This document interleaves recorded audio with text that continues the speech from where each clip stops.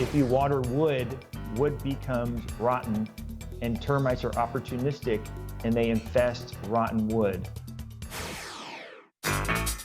This is the plaintiff, Philip. He says the defendant, his neighbor, waters her side of their common fence, and now the thing is rotting out and she refuses to stop.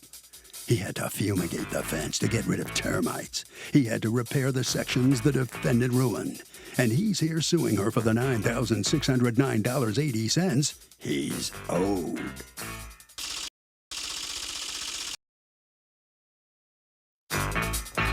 This is the defendant, Elizabeth Riley Baruch. She says she waters her lemon tree, not the fence. Who would water a fence? She thinks the plaintiff is COVID crazy, has nothing to do, and there are no grounds for this lawsuit. She's accused of an H20 faux pas.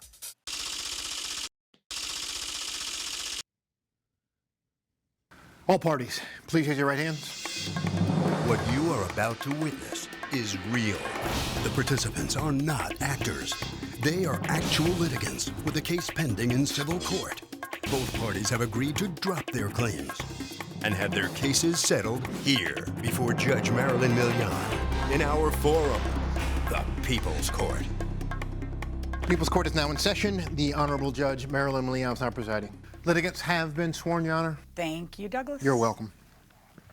Okay, Mr. Phillip, you're suing your next-door neighbor, Ms. Baruch, for over $6,000 in damages that you say you have sustained to your common fence, I guess. What's going on? The fence is rotting due to the water damage that was caused on the part of the fence that was watered, and then termites got in, and what I did was repaired it, but that part of the fence needs to be replaced. So that's what the charges are for. Can I ask you, whose fence is it? Is it your fence or is it her fence? It's a shared fence between her and I. Okay, and when was the fence put in? Approximately 10 years ago. And when it was put in, did the two of you split the cost to put it in? Yes. And was there ever any discussion about maintenance and who would be responsible for maintenance? Not to my knowledge. I don't remember that conversation. Okay. So according to you, she's watering the fence. I mean, she's not going to be watering the fence. I guess you mean she's watering plants that are too close to the fence, or what is it she's doing wrong? Because there are sprinklers that go on in the evenings or in the very early mornings of the hour that are adjacent to the fence that water her roses and her grass. I believe I showed you some pictures of the garden that she has that abuts. Okay. Let's get to that. So this is the defendant's side. Where are you when you're taking this picture? Oh, I'm on top of my garage. Okay. So that's the defendant's side, and she has a lovely garden with some rose bushes and all kinds of stuff. And can I see whatever damage you're talking about in this picture or not in this picture? If you go back to the other one, you can see it better, Your Honor. Okay, so let's see. The other photograph, I'm sorry. Okay, if you see where it says no water, there's no water on the fence there. The fence is straight and there's no termites. Now, when you move forward, if you head west, you can see where she starts to water, the fence starts to rot and becomes warped. But where the fence is not watered, before that, when you head east, there is no damage. So that part of the fence needs to be replaced. And that's what the big problem is. This shows that the fence is warped. What picture shows that the fence is rotten? What am I looking at there? That's termite damage. Those boards are completely ruined. And my neighbor put some bricks there to, I imagine, to support it. But those are completely rotten, termite-infested boards. But there's other photographs too, Your Honor, that because if you water wood, wood becomes rotten, and termites are opportunistic, and they infest rotten wood. Is from what my pest control company said. It's what they said. Okay, can you show me where there is rotten wood? Because I'm still going through 1,000 pictures and not finding the rotten wood. That's the other fence. If there are photographs. If you look at ones that were earlier that were sent there is spackle that shows the extent of the damage Yeah. of the termite infestation. There you are, Your Honor. this- There you go. Okay, so this is what you That's want me to look termites. at. Is this, what I'm looking at is your side of the fence? Yeah, yeah. And this Now, if is, you- you've spackled I in these places. I tried to keep the fence from falling down this season because where we live, it rains in the wintertime. And the fence it couldn't hold up anymore. Okay, so I ask again, do you actually have a Yeah. picture of rotten wood that you haven't thrown spackle on so that I can see what you mean about rotten wood? The picture that you showed with the brick is rotten wood. Well, you said that was termite. I'm looking for water damage rotten. It doesn't rain here for 8 months of the year, so and she waters her fence at night or in the very early morning. So I don't have a picture of her watering the fence because it's in the middle of the night. That's or not in the my very early question. What I morning. want to see is rotten wood. I'm trying to find a picture of rotten wood. I have 100 The rotten wood pictures. was a picture you saw I've with the been through brick. them carefully. That is, Okay, but that Okay. picture you said that was, I thought you said that was termites. Are you saying that that's rotten wood, just that one termites plank, and rotten 2 wood, planks? to my understanding, I'm not an exterminator, but termites and rotten wood go hand in hand. If I'm, that's So what your the pest suggestion control is that company the said. fence can't get wet? The fence can get wet. that It what you're gets saying? wet on her sprinkler schedule. Okay, let me hear from you, ma'am. What's going on? I don't water the fence. I mean, the sprinklers do splash up. They don't, all the water doesn't go directly down into the ground. Some water does get on the fence. Am I watering the fence? No. But water does get on the fence. There are more there is more termite damage, which I didn't know was connected to watering. There is more in some of the pictures that I submitted of my side of the fence, which is the white painted fence. And I do agree that my neighbor maintains his fence better than I do, I guess. See, there's the fence. You can see a little bit more of the damage. That's a picture that they didn't show. When he shows his pictures, it looks like a painting. I mean, it looks so good. Right I don't know what you down mean. This there. white side's your side. This side looks better painted, but this is your side of the fence? Yes. Well, it looks better than the splotches spackling. Ms. Baruch, tell me where I'm supposed to see, other than the fact that this is 10-year-old wood. 13, 14 almost 14 years old. What exactly am I supposed to be seeing in the termite damage in these pictures? There is definitely some termite damage. And yes, I mean, if one can Okay, well, piece did you send the termites out there? I did not. Guys, I'm not seeing the damage of $6,000 to a fence. I'm just not seeing a $6,000 damage. I'm not understanding what the problem is. Did you ever talk to your neighbor and say to her, hey, these are facing too close to the fence. Can you turn them around? Can you make the sprinklers face the I other never way? knew that. I never knew that she was watering Yeah, but it. did you I do had that no idea. before you filed a lawsuit? Because that's the basis of your lawsuit. Did you ever knock on your neighbor's door and I talk explained. about this? Yes, I did. I explained that. I did. And how'd it go? Tell me And I what you said- said and tell me what she And said. I said, we need to replace the fence. And I said, but I will only split it with you if you agree not to water anywhere near the fence. And we didn't come to an agreement. Right. Okay. What's your position, Ms. Baruch? It's true. We did talk about it. The fence is older. It does have termite damage.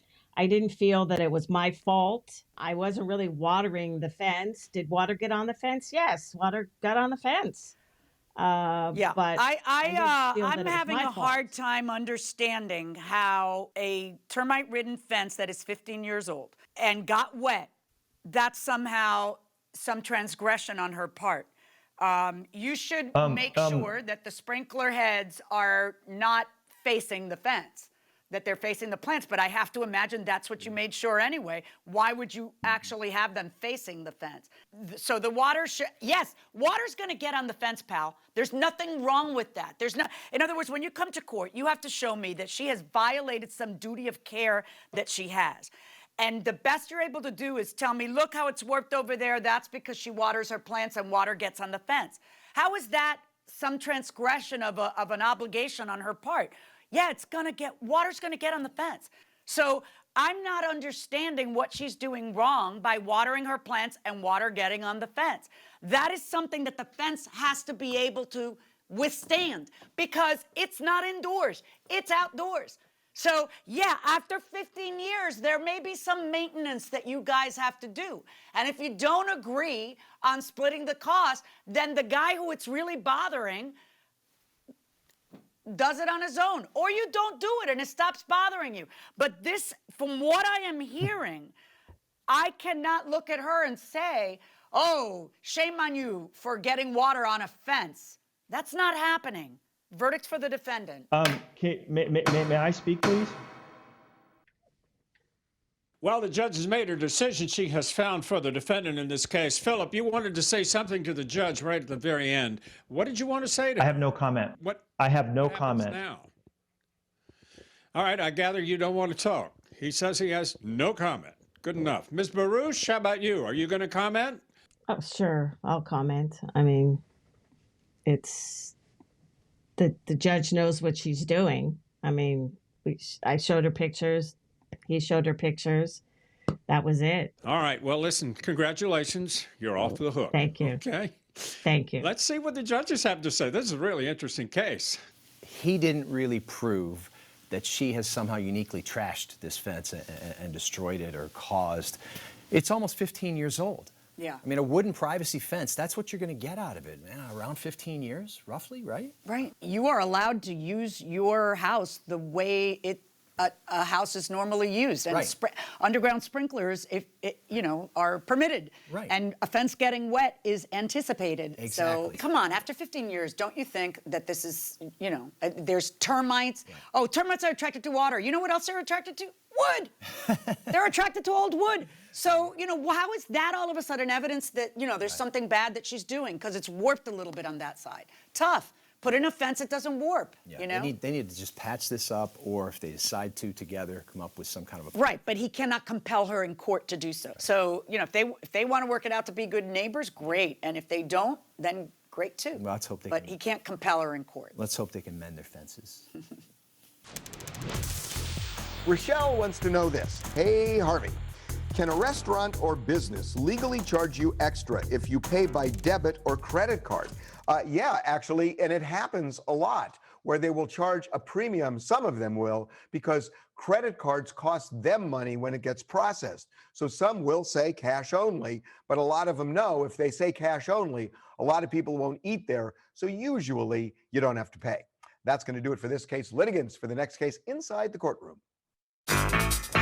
These are the plaintiffs, Elena and Albert Spraggins. Elena says their former landlord, the defendant, is being a real jerk because he's refusing to return their security deposit for no good reason other than pure greed. That's right, they left the place in immaculate condition, and they're here suing for the $2,875 they're surely owed.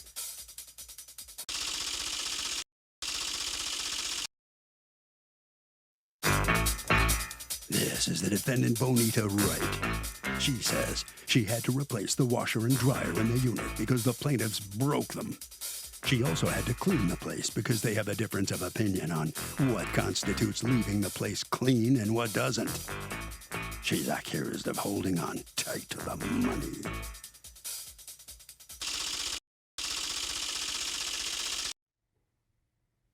All parties, please raise your right hands. Welcome back to the People's Court. Next case in the docket. The plaintiff says the defendant is just plain greedy because he won't return the money that he owes her. But the defendant says they have a difference of opinion and he thinks the judge will agree with him.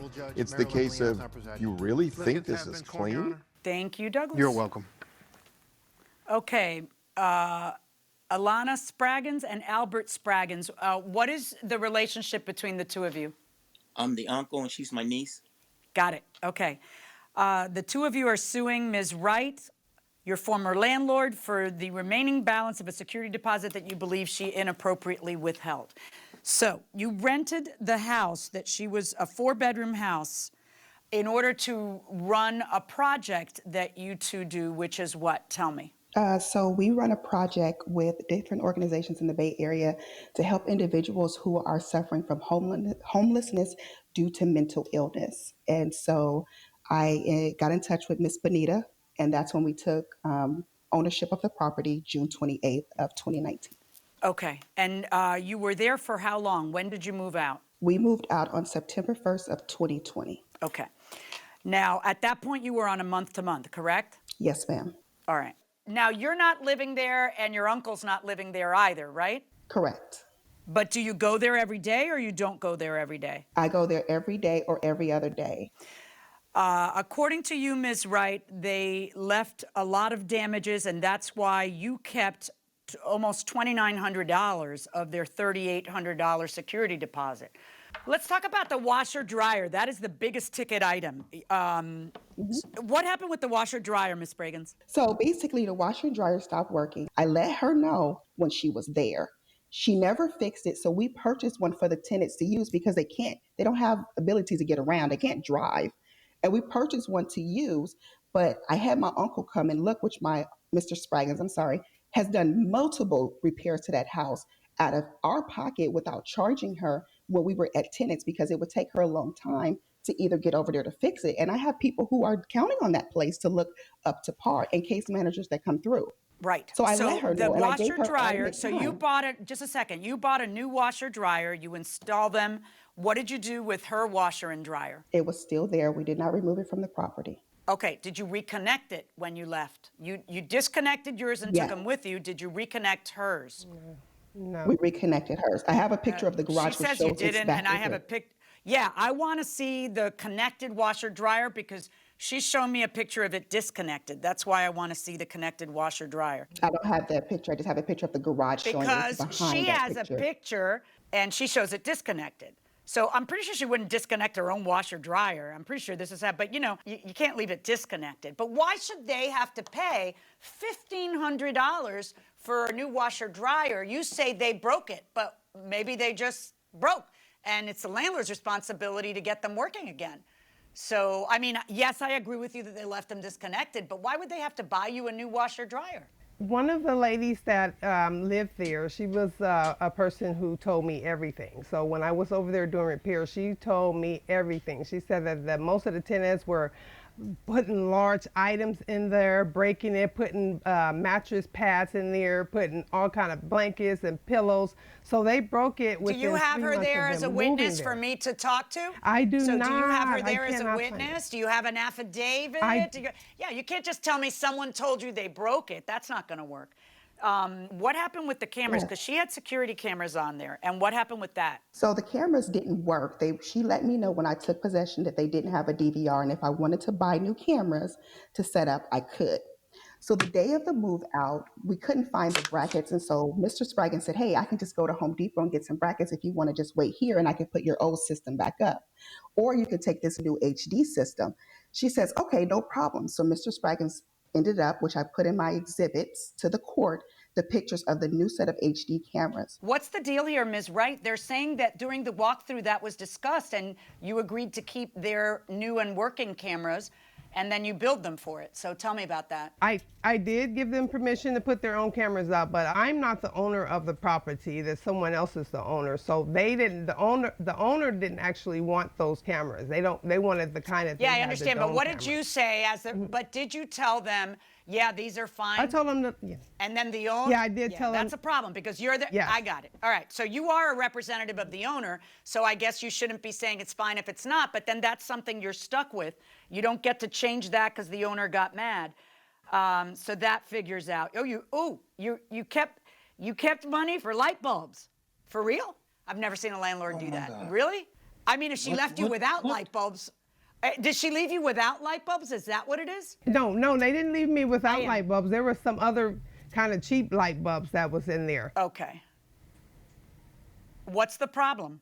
So those are the original vanity light bulbs. And so now there is Okay. some other kind of light bulbs in there that are, you Show know, me the it's picture not of the even other a kind of vanity light anymore. bulbs. Where is I it? Because don't I'm only seeing have the good those. stuff. Okay. I so don't no have on the the light bulbs. other All right. pictures. So now let's talk about, we've talked about the cameras, we've talked about the washer dryer. By the way, why did you guys stop renting the place and running the place? It looked like you were doing God's Because work. Why did you stop?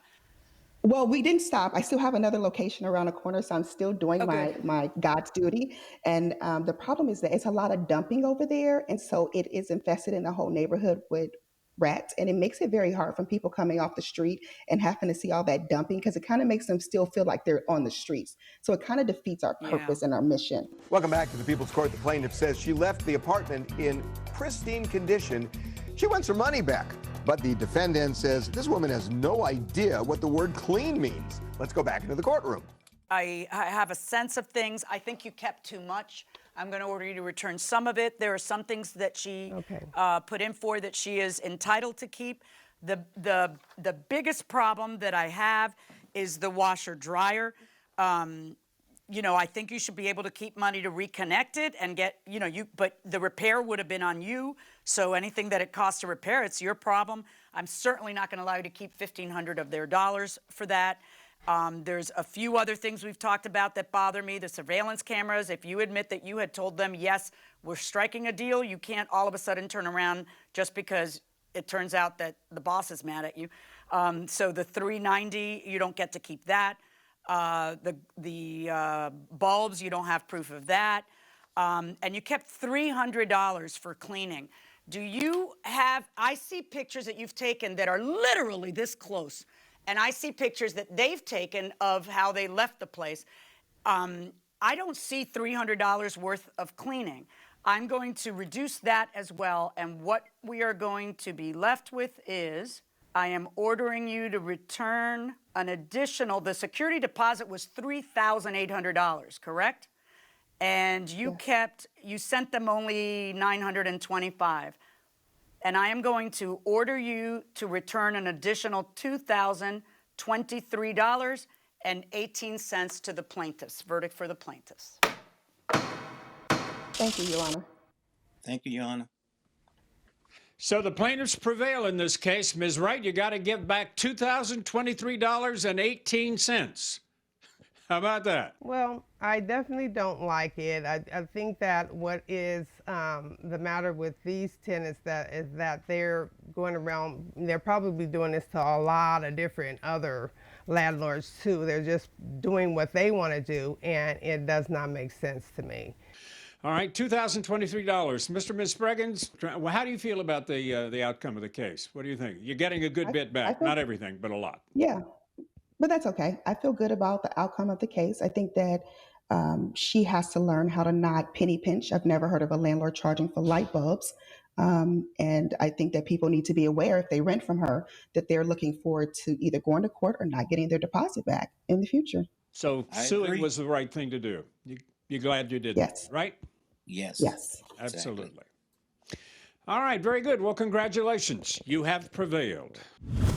You know, in case after case after case, I get the tenants who say, oh, that's nothing. Just put a little, spackle a little. All you got to do is replace that part. All you got to do is shampoo the rug. And they do nothing. If it's that simple, why didn't you do it? It's not that simple. And you don't get to say that once you haven't done it.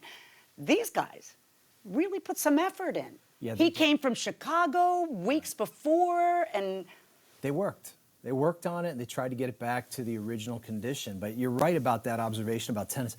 And I would say on the other side of the coin, you see landlord after landlord where every little tiny nick or scratch is a catastrophe. Oh, I got to paint the whole, we got to paint the whole house, or we got to, you know, have to replace this. I got to fix that. So they both come into it with a different kind of mindset that's really overwhelmingly in their own favor. The tenants, no matter what it is, you can just like spit on your sleeve and rub it. That'll all be fine. That'll buff right out. That'll buff right out. Right. But it's not always that way.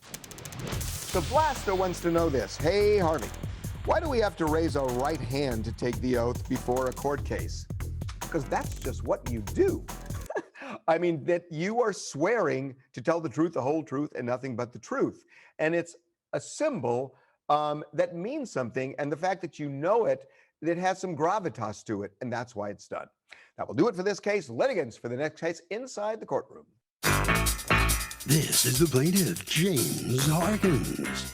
He says he hired the defendant to upgrade his 1991 Nissan 300ZX to a twin turbo. And the guy ruined his beautiful car, which he now has to sell off for parts. He can't allow this to happen to someone else, and he wants his money back.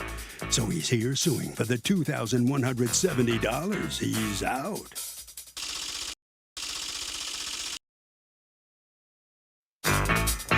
This is the defendant, James Baez. He says the plaintiff texted him after the completion of the job, a few weeks later, complaining it wasn't working right. The plaintiff took it to another guy, never gave him a chance to look at it, and he therefore owes nothing. He's accused of twin turbo troubles.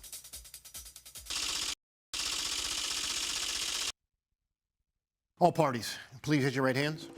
Welcome back to the People's Court. Next case in the docket. Plaintiff hired the defendant to sweeten his ride by adding a twin turbo to his 300ZX he owned, and now it's ruined. But the defendant says he did a great job in the guy's car and everything was fine until he took it to another mechanic. It's the case of a twin turbo tantrum. Thank you, Douglas. You're welcome. Okay, Mr. Harkins, talk to me. How did you end up giving Mr. Baez your car to fix? Yeah, he was recommended on Facebook group called Central Florida Z Club. What kind of car is this? It's a sports car. Right, a Nissan? Yes. 300ZX. All right. So what is it you wanted him to do? So he came out and assessed the car and did some minor stuff, but we agreed that he would turn the car from naturally aspirated to twin turbo and all the various modifications that had to be done simultaneously. Okay, so then what happens? You bring him the car in June of 2019, and is there anything in writing between you guys? Yes, we have a kind of a drawn-up thing. This agreement is between James and James, blah, blah, agrees to NATT. What's NATT? Natural aspirated to twin turbo. Okay. Along with various other associated repairs, improvements. How about listing them? That's what the point of a receipt is. Who authored the receipt? That was me. Okay. The whole idea is that you want to write out everything that is something vague like that. Then you end up in an argument about what it is that meant, you know? But let's talk. I'm relieved there's at least something in writing. So you leave the car with him, and is there any discussion about how long this is going to take? Because you leave it at his house, right? He's doing this as a side thing. That's right.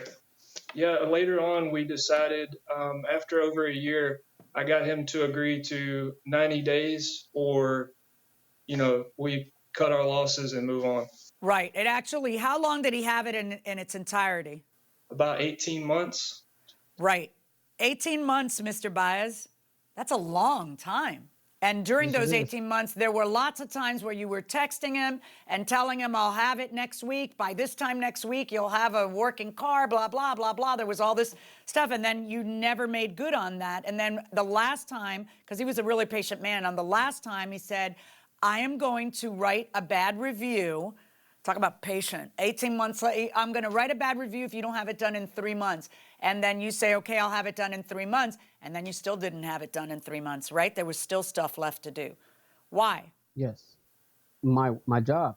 My job is, first, I have a household to maintain, and I'm a restaurant manager. I've worked 50 to 60 hours a week on the regular. And plus, I have shared custody of my son. Every other week, I have to pick him up. Right. You know, but you undertook to do this job, and then you didn't do the job. Did you convert it into a twin turbo, or were there stuff still left to do? When you say yes, okay, then what was left to do? Okay. It still needed to have some transmission work done. Belt housing needed to be shaved down. It still needed to be pressure tested. It still needed to be a compression test. I still needed to be able to crank it over to make sure everything was working and flowing properly. Like, there was still work to do. Wiring still needed to be connected. like the main thing that needed to be done, which was make the engine from natural aspirated to twin turbo, that was completed. But it still needed to have the transmission properly connected by getting all the shimming done. It still needed to finish the wiring. You know, all the extra But you had a year components and to a make the half. engine Why work. didn't you get? I mean, he paid you $400 at the beginning. Then you made him pay you another $1,100. That's $1,500. And then at some point you told him that he had to pay you $150 so you could hire someone to help you. So that's $1,650. So, and the deal was for $1,800. And I'm sure at the time nobody said it's going to take me a year and a half. I mean, I realize, and he needs to realize that you're not a shop, so it's not going to be a speedy turnover. But, you know, what is your claim now, Mr. Harkins? You agreed to pay $1,650 for exactly whatever he did. You go over there, you pick it up, and then you drive the car to another mechanic, correct? I had to tow it. Okay. And before you paid him the $1,100, did you ever check to see if the engine worked? We knew that it wasn't. He said that the wiring hadn't been done. Couple other things I mean, it was a lot of stuff, actually. In fact, the engine was completely locked. Do you have a report by a second mechanic that details everything that's left to do and that explains that what you paid him for, which is to make it a twin turbo, didn't happen because these things still have to be done? Yes, Your Honor, I have a receipt from a second mechanic. He was actually the only person who would take it on. Remove transmission, grind interior of bell housing, and install shim for starter. Found engine licked up. I'm going to go out on a limb and presume he meant locked up. Upon removal of trans, no further work was completed. 6 hours at $80. So you had to pay him $480 plus $20 in shop supplies for a total of $500. You paid him $500? Yes, Your Honor. So now I know you have a video, and that's the video of the guy shimming the transmission, but according to him, he told you that still needed to be done. Or is that not truthful? I have evidence that shows he did not state the transmission needed to be shimmed or that it was disconnected. Also, in the latter half of the video, it shows evidence of the engine locked. Okay, give me 1 second. Finish up the wiring, fuel pump and shifter, that's it. Then diagnose the wires when you attempt to turn it on, plus the exhaust system. That's it. There's nothing to discuss. I told you, the car is basically done. That's all it needs. Wow, you got kind of an attitude for somebody who took 18 months on a job. Listen, he can't complain. You know, when he strikes the deal with you to pick up the car and pay you $1,100, which means that he was paying $1,650 and waiting a year and a half, he can't complain about that because that's the deal he strikes with you, and that's, you know, he's got to stick with that deal. But if he takes it and he finds out from somebody else that you didn't adequately disclose what was left to do, then he does have a legitimate complaint because he paid you to have done that already since you didn't list it among the stuff. You say, what? That's it. There's nothing to discuss. The car's basically done. Where there do you say anything about the transmission? I forgot to put it on there. I was at work when he was texting Oh, well, me. then I guess that's a problem because if you didn't tell him that, then you shouldn't get paid for having done stuff you didn't do. Let's see the video. I want to see the video. Tell me what I should be looking for in this video, Mr. Harkins. This video was provided by the second mechanic, proving that he had done the necessary transmission work, and the second half of the video is evidence that the engine was seized.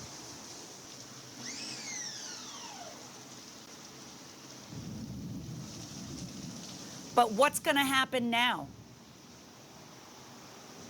According to the new mechanic, you need a new engine? The engine needs to be removed to see what's causing the seizure internally, and it needs to be taken apart. What's the mechanic doing there?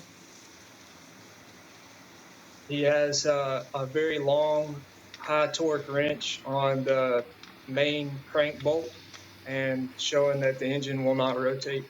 Where am I to see that the engine will not rotate? How do I see that on this video? Right now, he's changing the direction, so he's pushing both directions to show that it won't rotate either direction. The length of the bar is very long, so he has a lot of leverage there. He should be able to easily turn the engine. Mr. Byers, will you respond to the video that I just saw? Like I said, when I installed the engine in the car, I was able to rotate the engine without any issues. I installed the engine on the car. A lot of things get moved around. I could have definitely checked it if I would have had the chance, because it could have been a compression. Do you feel you weren't giving enough of a chance to complete the work in 18 months? You feel like that wasn't enough of a chance? Welcome back to the People's Court. So which way will this twin turbo trial go? Let's go back into the courtroom and find out. It wasn't that it wasn't enough of a chance to complete the job. It's just he told me that I could do it whenever I wanted, whenever I had time, like on my free time, whenever you get a chance. Or if you get a day off, work on it for an hour or two, which is right. But you think that meant 18 months, a year and a half? You think that that's what? Yeah. What? Could you take 20 years? I could take my time. No, it wouldn't take no 20 years. Right. So everyone understands that when someone says there's no rush, that it's still within a reasonable time, right? Is 18 months in your head a reasonable time? Yeah, I guess 18 months would be. I'm ordering you to return every penny he paid you. That's $1,650. I realized that you had to take the car to someone else and pay them for diagnostic. I'm not going to order him to pay that, because I'm essentially putting you in the same position that you were in before you met him, which is you got to figure out what's wrong with the car and figure out if it's worth fixing and doing and keeping and working on. But I am going to order him to return the $1,650.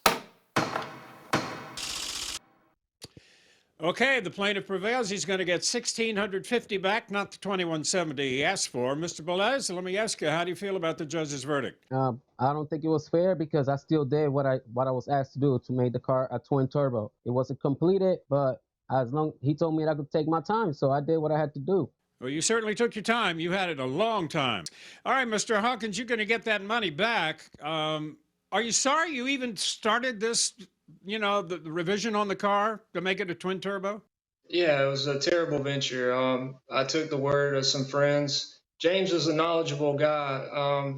I don't know where we went wrong. I wish him the best. Okay. Well, good luck to. By the way, what are you going to sell the car off now? Are you still going to try and get it fixed? What happens at this point? I got a friend who's he needs a little work.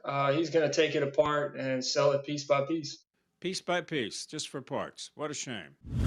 When you take an engine like that that's naturally aspirated and you convert it to twin turbo, it can be a complicated affair. He would have been way better off just buying a twin turbo from the start and paying an extra $5, $6, $7 grand, whatever they charge you, or buying that car and getting rid of the naturally aspirated engine and putting a twin turbo engine in the car and transmission to accommodate, which also would have been a major project. But these kinds of conversions can be kind of dicey, and it sounds like this one turned into just an absolute disaster. Yeah, I mean, he was a very patient man, I thought. Not only that, he was magnanimous in victory. He's like, I wish him only the best.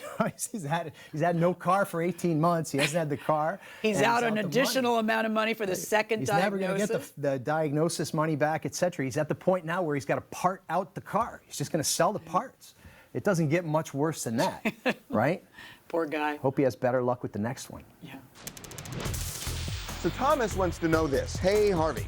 What is the difference between case dismissed and a judge deferring the judgment? Well, when a case is dismissed, it is usually dismissed on the merits. Not always. There are two ways of dismissing, with prejudice and without prejudice. If it's dismissed with prejudice, that's it. You get one bite of the apple, you can't sue again. If it's dismissed without prejudice, you can refile the case. Now, if the case is deferred, if the judge defers the judgment, doesn't rule, then it's still an open case. It hasn't been finally ruled, and either the judge enters a final judgment, or if that never happens, you can go back into court and say, I never got justice, and therefore, as a result, you have a second bite of the apple. You can sue again. But once the judge actually pounds the gavel down and rules, it is case closed.